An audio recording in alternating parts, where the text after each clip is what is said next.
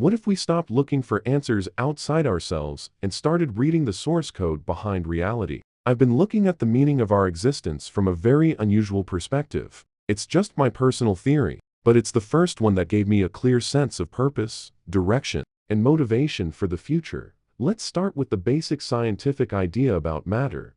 Your body is made of tissues and organs. What are tissues and organs made of? Cells. What are cells made of? Molecules.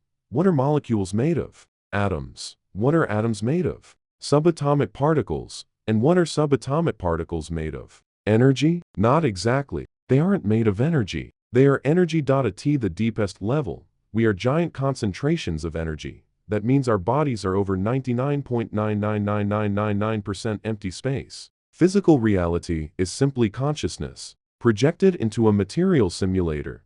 The physical world functions as a training ground where energy gains experienced through interaction with dense structures. This environment runs on a specific set of interface rules: gravity, matter density, linear time, and biological entropy. Here, energy becomes heavier, slower, and more separated. It passes through the filter of duality and the illusion that we are disconnected from one another. We experience a huge spectrum of emotions that act like sensors inside the system. Through them, we gain experiences that simply couldn't exist in a state of pure consciousness. This world resembles a high-level simulation environment with limited resources, strict logic, and adjustable parameters. Every signal from physical pain to pure ecstasy serves a purpose, helping our internal code evolve. Now, imagine a reality made of pure energy. In such a place, there are no limitations. Thought becomes reality instantly. You think it, it happens. Now imagine placing an immature being into that environment, someone driven by fear, anger, impulses, and emotional chaos. Without self-mastery, that being would instantly create a personal hell and potentially damage everything around it. That's where physical reality becomes interesting. It introduces one crucial variable: time. In pure energy, thought equals action. In matter, time creates a gap between them. And that gap may be the entire point. Time filters out random impulses and allows only genuine intentions to crystallize into reality. It forces us to experience the weight of our choices, our words, and our actions. It allows us to witness cause and effect unfolding step by step. You could think of it as a universal safety system. Here, wishing isn't enough. You have to apply willpower. You have to overcome inertia. You have to persist. Intentions manifest slowly so consciousness can understand every link in the chain of cause and effect. Through pain, pressure, stress tests, setbacks, and challenges, we discover our inner core. We learn how to master our own code. We develop resilience. We learn to act from our center rather than react to external programming.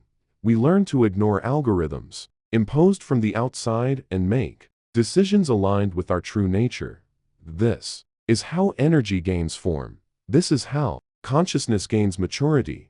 This process transforms a chaotic being into a conscious creator. So, what if the physical world is actually a stabilizer for untamed energy? What if life and matter is only the beginning of a much larger journey? What if this reality is an incubator, a place where energetic embryos develop inside the protective shell of physical existence? What if all of this is a rigorous examination, designed to determine whether we're ready to handle reality in its pure, energetic form? Maybe we're still at the earliest stage of development.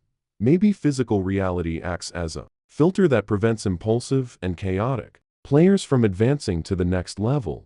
Because this is the one place where our uncontrolled impulses cannot instantly destroy us. Not until we've learned how to master them. In a sense, we're learning how to edit the code of our desires before they become reality, and time is what makes that editing process possible. Perhaps the main challenge at this stage is developing complete independence from external programming. Resist manipulation. Overcome fear. Break addictions. Detach from material anchors. Remain centered despite pressure from the system. Whoever can maintain self-mastery under those conditions may be ready for the next step, a level where thought and action become one. That's why impulsiveness and chaos must be transformed now, because at the next level, They could become destructive forces. The goal is to consciously direct your own energy. Desires, intentions, and temptations.to become a focused beam rather than scattered noise.to create instantly without destroying yourself. Maybe we're not here to play by the rules of the Matrix. Maybe we're here to learn how to create our own.